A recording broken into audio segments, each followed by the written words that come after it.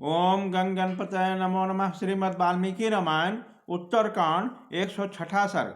श्री राम के त्याग देने पर लक्ष्मण का सशरीर स्वर्ग गमन। श्री राम को राहुग्रस्त चंद्रमा के समान दिन हो गए थे।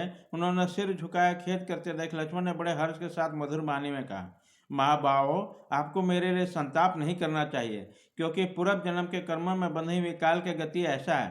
सौम्य, आप निश्चित होकर मेरा वध कर डालें और ऐसा करके अपनी प्रतिज्ञा का पालन करें। काकुस, प्रतिज्ञा भंग करने वाले मनुष्य नरक में पड़ते हैं। महाराज, यदि आप मुझ पर प्रेम है और यदि आप मुझे कृपा पात्र समझते हैं तो निश्चिंत होकर मुझे प्राण दंड दें। रघुनंदन, आप अपने धर्म की वृद्धि करें। लक्ष्मण के ऐसा कहने पर श्री राम की इंद्रियां चंचल हो उठी। वो धैर्य से विचलित हो गए। वो मंत्रियों और पुरोहित सहित बुलाकर उन सबके बीच में सारा वृत्तांत बताने लगे। श्री रघुनाथ जी ने दुर्वासा का आगमन और तापस्वी काल के समक्ष की प्रतिज्ञा की बात भी बताई। यह सुनकर सब मंत्री और उपाध्याय चुपचाप बैठे रह गए, कोई कुछ बोल न सका। तब महातेजस्वी वशिष्ठ जी ने यह बात कही, महाभावो, महायशस्वी श्री राम, इसमें जो रोंगटे खड़े कर देने वाला विकट विनाश आने वाला है, तुम्हारे साथ ही बहुत से प्राणियों का साकेत गमन होने वाला। लक्ष्मण के साथ जो वियोग हो रहा है वह सब मैंने तपोबल द्वारा पहले ही देख लिया। काल बड़ा प्रबल है।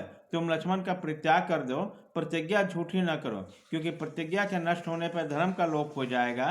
धर्म के लोप होने पर चराचर प्राणियों और देवताओं तथा ऋषियों सहित सारे त्रिलोकी नष्ट हो जाएगी। इसमें संचय नहीं है। अतः पुरुष सिंह, तुम त्रिभुवन की रक्षा पर दृष्टि रखते हुए लक्ष्मण को त्याग कर दो। उनके बिना आप धर्मपूर्वक स्थित रहकर संपूर्ण जगत को स्वस्थ एवं सुखी बनाओ।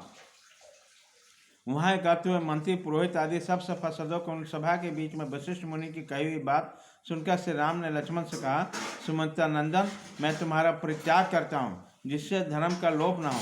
साधु पुरुषों का त्याग किया जाता है अथवा वध, दोनों समान ही है।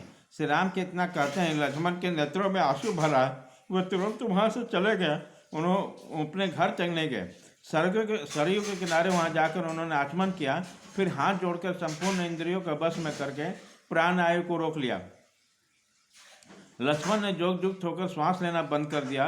यह देखकर इंद्र आदि सब देवता, ऋषि और अप्सराएं उन पर फूलों की वर्षा करने लगी। महाबली लक्ष्मण अपने शरीर के साथ ही सब मनुष्यों की दृष्टि से उजल हो गए। उस समय देवराज इंद्र उन्हें साथ लेकर स्वर्ग में चले आए। भगवान विष्णु के चतुर्थ अश्व लक्ष्मण को आया देखकर सभी देवता हर्ष में भर गए और सबने प्रसन्नतापूर्वक लक्ष्मण की पूजा की। इस प्रकार श्री वाल्मीकि निर्मित 4 रामायण आदि का उत्तर कांड में 106 सर्ग पूरा हुआ।